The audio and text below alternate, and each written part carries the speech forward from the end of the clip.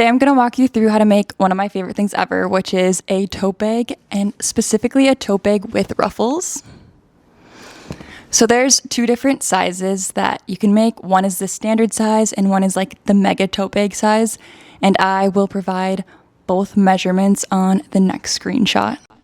So here are all the pieces you're going to want to cut out, and they include the outside body pieces, inside lining pieces, 2 cotton batting pieces, 2 straps, as well as the cotton batting that go along with that, and then the ruffles as well. And if you want to do the mega size tote, here are the measurements for that. The tutorial today will be on the mega size, but it doesn't matter which size you choose because the process is exactly the same. For each one, you're going to want 2 to 3 complementary fabrics, just based on your taste. I usually love to do the base outside, an accent ruffle that also matches the straps, and then a different inside, which I also use for a pocket on the outside. But you can do however you'd like. You can also get creative with what you put on the outside of the bag. For one of them, I did a cat quilt block, and for the other one, I just did a simple pocket. So anyway, let's get started. The first thing that we are doing is adding our quilting lines onto our outside pieces of the bag. So we're attaching the batting. I am using gingham fabric, so it has lines built in, so I'm kind of just eyeballing.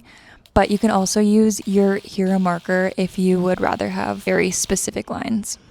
And once you've quilted both of those, we'll trim off the excess batting with our rotary cutter. Next, it's time to prepare the ruffles, so we're just going to lay them out flat and then fold them both in half. You'll clip down the edges that are open, and that is actually the side that we're going to put our stitch down. If you don't have a ruffle foot, that is okay because I don't either. You can actually manipulate your machine to basically do all of the work for you. Use a straight stitch here, and I turn up the distance just a little bit and then make the tension as high as possible.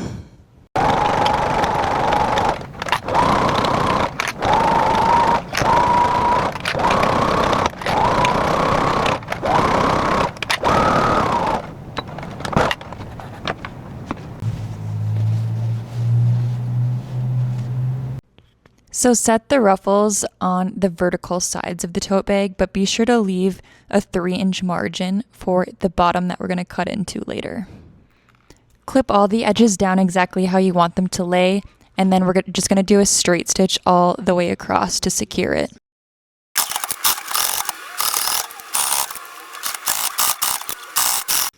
Once your ruffles are attached, it is time to place your pocket if you chose to have one. And when you are trying to find the center, just be aware that the bottom is going to lose 3 inches. All that you're going to do is stitch along 3 of the edges, leaving the top part open so that it can function as a pocket.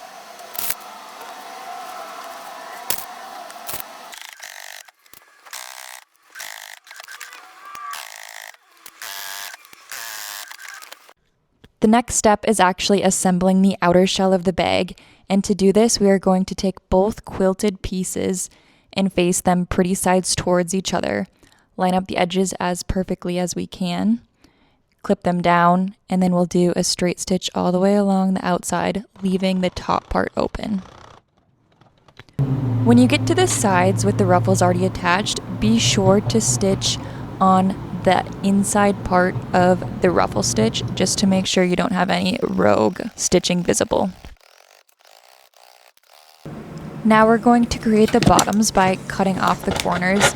This part you have to be very careful with so that you do not cut the ruffles, so just take it slow before cutting the full 3 inches.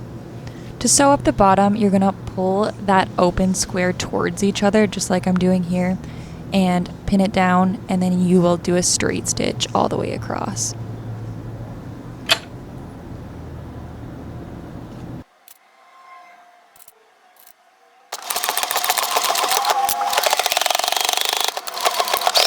And now you can flip it inside out and get a glimpse of what the outside of your bag will look like.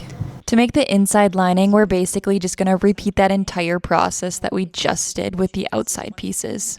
So you'll have the pretty sides facing each other, sew up 3 of the sides, and complete that process by cutting out the squares. The only difference is that on the inside piece, we are going to leave a hole about that big, and that's just so that we can flip it inside out at the very end.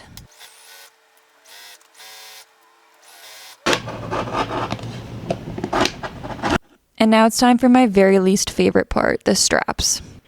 Place the cotton batting over the inside part of the strap, and we're going to do a double fold so that we don't have any raw edges. Do this fold all the way along the entire strap, and be sure to pin it down, and then we'll put a straight stitch all the way down following those pins. Honestly, an iron here would be pretty helpful, but I just didn't feel like using it.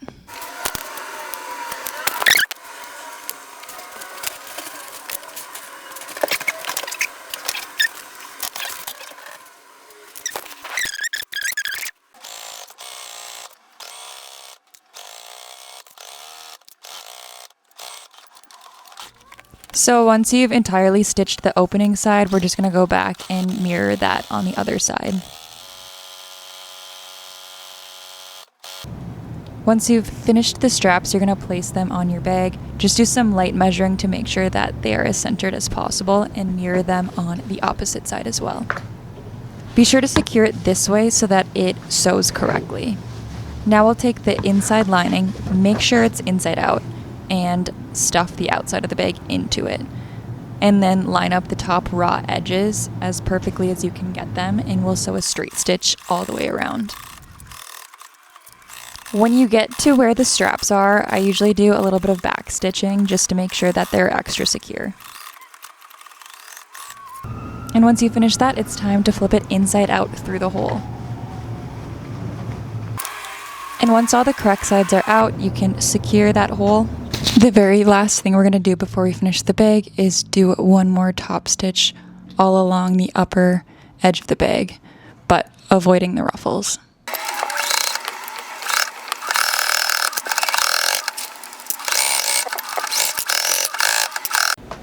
And now you have your very own ruffle tote bag.